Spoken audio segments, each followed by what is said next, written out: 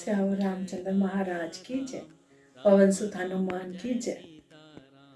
एक बार की बात है, एक गरीब अनाथ बालक होता है। वो एक संत के आश्रम में जाता है और संत को बोलता है, पापा मेरा इस दुनिया में कोई नहीं है। मैंने सुना है कि आप आश्रम में सबकी ध्यान रखते हो, तो क्या मैं आपके साथ आश्रम में रह सकता हूँ? संत ने पूछा कि बच्चे तुम्हारा नाम क्या है? उसने कहा मेरा कोई नाम नहीं है क्योंकि मैं अनाथ हूँ। तो उन्होंने कहा आज से तुम्हारा नाम रामदास है, तुम इस आश्रम में रहो, यहाँ पे काम वगैरह भी करो। वो आश्रम में रहने लगा, आश्रम के काम वगैरह करने लगा। एक बार संत जी ने सोचा क्यों ना मैं तीर्थ यात्रा करके आऊँ। उन्होंने अपने सभी शिष्यों को बुलाया और बोला कि मैं तीर्थ यात्रा पे जा रहा हूँ, कौन मेरे साथ जाना चाहता है, कौन इस आश्रम में रहेगा? तो सभी शिष्य कहने लगे कि बाबा हमने आपके साथ जाना है, क्योंकि सबने सोचा कि आश्रम में रहेंगे तो आश्रम का काम करना पड़ेगा। अब संत जी सोचने लगे कि किसको आश्रम में छोड़ के जाऊँ। तभी रामदास आया, उसने कहा कि बाबा अगर आपकी आज्ञा हो तो क्या मैं आश्रम में रह सकता हूँ? तो उन्होंने कहा ठीक है तुम रह सकते हो, लेकिन ये है कि आश्रम की सफाई वगैरह करने के साथ तुमने ठाकुर जी की सेवा भी करनी है। उसने कहा कि मुझे ठाकुर जी की सेवा नहीं करनी आती, आप मुझे समझा दें, मैं कर दिया करूँगा। फिर वो उनको मंदिर में लेके गए और वहाँ पे राम दरबार की झांकी सजी हुई थी। प्रभु राम, सीता माता, लक्ष्मण जी और हनुमान जी की मूर्तियाँ लगी थी। उन्होंने बोला कि देखो सब आश्रम की सफाई में चाहे कमी रह जाए, लेकिन प्रभु के भोग में कभी भी किसी दिन भी कमी नहीं आनी चाहिए। उसने कहा ठीक है, लेकिन अगर आप मुझे बता दें कि मेरा इनसे क्या रिश्ता है तो मुझे सेवा करने में बड़ा आनंद आएगा। उन्होंने कहा कि तुम कहते थे ना कि मेरा कोई नहीं है, तो ये जो प्रभु राम है और सीता माता ये तुम्हारे माता पिता हैं, और लक्ष्मण जी तुम्हारे चाचा जी हैं, और जो हनुमान जी वो तुम्हारे बड़े भैया हैं। वो बड़ा खुश हो गया, कहता ठीक है। तो अगले दिन संत अपने शिष्यों के साथ यात्रा पर चले गए। तो आज पहला दिन था। वो सुबह नहा धो के भिक्षा मांग के लाया, उसने भोजन तैयार किया और भोग की थालियाँ परोस दी। तो उन्होंने कहा प्रभु आओ भोग लगाओ, फिर मैं भी खाना खाता हूँ। लेकिन ये क्या कि भोजन तो खाया नहीं किसी ने।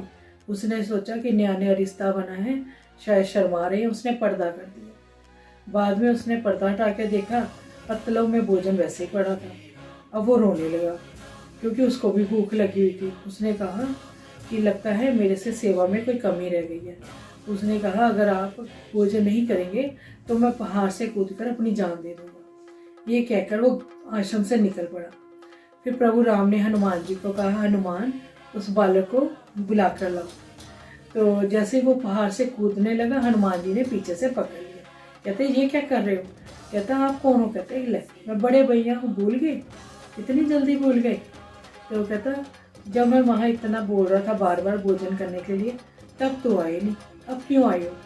तो हनुमान जी ने कहा, पिताश्री ने कहा है कि हम सब इकट्ठे बैठकर खाना खाएंगे। वो फिर वापस आ गया। फिर उन सब ने भोजन किया। इस तरह थोड़े दिन बीत गए। वो रोज भोजन बनाता और परोसता तो वो खाना खाते। एक दिन उसने सोचा, उसने प्रभु राम से कहा, पिताजी मैं आपसे एक बात करना चाहता हूँ। उन्होंने बोला कहो कहो बेटा। मैंने कहा कि सबके माता पिता सब काम करते हैं, आप तो कोई काम ही नहीं करते, सारा काम मुझे करना पड़ता है, आज से आप सब लोग भी काम करोगे। उन्होंने कहा ठीक है, क्या करना है बताओ। उन्होंने कहा कि माता जी रसोई संभालेंगी, आप पत्तल बनाएंगे, और चाचा जी सब्जियां लेके आएंगे, और बड़े भैया लकड़ियां लाएंगे। और सब अपना अपना काम करना शुरू कर दिया। इस तरह 15 दिन बीत गए।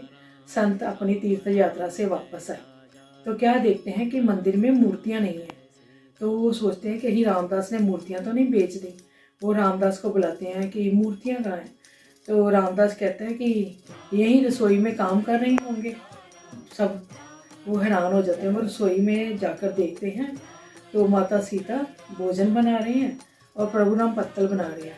वो बस एक झलक ही देखते हैं कि वो वहाँ से गायब हो जाते हैं और मंदिर में विराजमान हो जाते हैं। तो वो आके रामदास के चरण पकड़ के कहते कि रामदास तू तो धन्य है, तूने आज मुझे मेरे ठाकुर जी के दर्शन करा दिए। भगत जनों, ये है कि प्रभु तो आज भी दर्शन देते हैं, लेकिन रामदास जैसा भगत भी तो होना चाहिए।